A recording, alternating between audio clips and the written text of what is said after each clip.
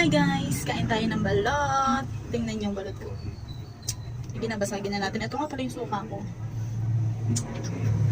Suka. Basagin natin siya dito guys.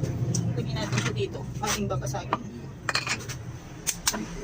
Gusto ko dito yung may sabaw-sabaw. Tapos yung may asin. Sarap. Ngayon ko lang ito guys naabutan. May manok.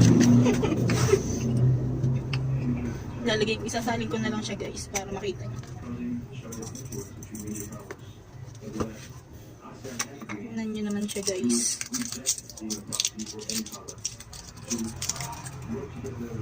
Sarap naman.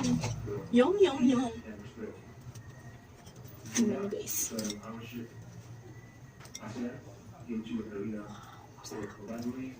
Ang daming matigas. Bakit?